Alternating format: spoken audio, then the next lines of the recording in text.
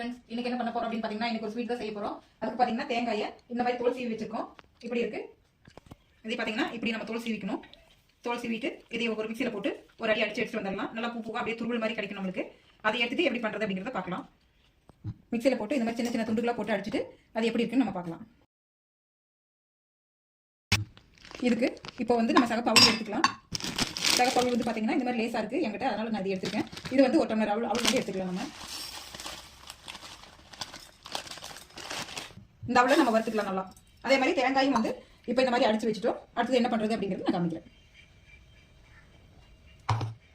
இப்போ அடுப்பத்தை வச்சுட்டு கொஞ்சம் மீடியம் ஃப்ளேம்ல வச்சுட்டு கொஞ்சம் நல்லா வறுத்து எடுக்கணும். உங்களுக்கு அவ்வளோ அளவுல வந்து எக்ஸ்ட்ரா வேணாலும் நீங்க போட்டுக்கலாம். நான் வந்து இப்போ அளவா மட்டும் செய்யறதுனால ஒரு டம்ளர் போட்டிருக்கேன். இது நல்லா முறுமுறுப்பா வர வரையும் இப்படி வறுத்து எடுத்துக்கலாம் நம்ம. இப்போ இது வந்து பாத்தீங்கன்னா கை சூடு பொறுக்கிற அளவுக்கு இருக்கு. அதுக்கப்புறமா நம்ம வந்து தேங்காயை வந்து இது கூட நம்ம வந்து மிக்ஸ் பண்ணிக்கலாம். மிக்ஸ் பண்ணி அதையும் நல்லா ட்ரை ரோஸ்ட் மாதிரி பண்ணணும். அது எப்படிங்கிறது இப்போ நான் காமிக்கிறேன். நான் இந்த பின்னாடி இருக்கிற ஓடு எடுத்துட்டீங்கன்னா நல்லா இருக்கும். இல்லை அப்படின்னா அது ஒரு கருப்பு கருப்பா அது ஒரு மாதிரியா இருக்கும் உங்களுக்கு. அதனால அந்த இதை எடுத்துட்டு இப்படி நல்லா ஃப்ரெஷ்ஷாக அப்படி துருவிக்கிங்க. இப்படி நல்லா வறுத்து இதுவும் ரெண்டும் கலர் சேஞ்ச் ஆகிற அளவுக்கு நம்ம வறுத்து இதை எடுத்துக்கலாம். இப்போ பாத்தீங்க அப்படின்னா ஓரளவுக்கு நல்லா வறுத்துருச்சு. இதை வந்து ஆற வச்சுட்டு பொடி பண்ணிட்டு எப்படி இருக்கு அப்படிங்கிறத நம்ம பார்க்கலாம். இப்போ பாத்தீங்கன்னா நம்ம வெள்ளத்தை எப்படி நம்ம துருவி வச்சுக்கலாம். நம்மளுக்கு எவ்வளோ தேவையா அந்த அளவுக்கு நம்ம துருவி வச்சுக்கலாம். இது பார்த்தோம்னா இப்போ ஆரம்பிச்சிருக்கோம். ஆறுனதுக்கப்புறம் அரைச்சிட்டு எப்படின்னு பார்க்கலாம். இப்போ வெள்ளத்தை வந்து நம்ம இந்த மாதிரி துருவி வச்சுக்கலாம். காய்ச்சி வெள்ளத்தை வச்சு நான் துருவிட்டு இருக்கேன். நீங்களும் அதை துருவி வச்சுக்கோங்க.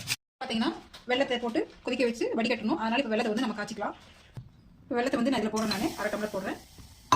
ஒரு 2 ஸ்பூன் வந்து நாட்டு சக்கரை போடுறேன். உங்களுக்கு தேவை அப்படின்னா நீங்கள் போட்டுருங்க, இல்லைன்னா உங்களே நீங்கள் செஞ்சுக்கலாம். இப்போ இதுக்கு பார்த்தீங்கன்னா தண்ணி வந்து கொஞ்சமாக வைக்கிறேன்.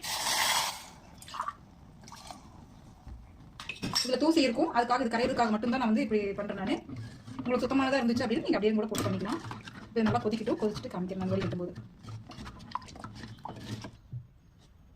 இப்போ பார்த்தீங்க அப்படின்னா இது மிக்சியில் போட்டு பொடி பண்ணி வந்தாச்சு. இது ரவை மாதிரி இருக்குது, உப்புமா செய்கிற ரவை மாதிரி. அந்த பதத்துக்கு வந்து நம்ம இதை வந்து ரெடி பண்ணி மிக்சியில் அடிச்சு எடுத்து வந்துக்கலாம். இப்போ சக்கரை பாவு தண்ணியும் வந்து ரெடி ஆயிடுச்சு. இதை வந்து நம்ம இது கூட மிக்ஸ் பண்ணிக்கலாம், வடிகட்டிக்கலாம். தண்ணி எச்சானாலும் பிரச்சனை இல்லை, அது இஞ்சிக்கும், அதனால நம்ம பார்த்துக்கலாம். இப்போ பார்த்தீங்க அப்படின்னா இதில் எவ்வளோ தூசி மண் இதெல்லாம் இருக்குது பாருங்க. அதுக்காக தான் நம்ம வடிகட்டுறோம். இப்போ இதை நம்ம வந்து பட்டி செய்ய ஆரம்பிச்சுக்கலாம்.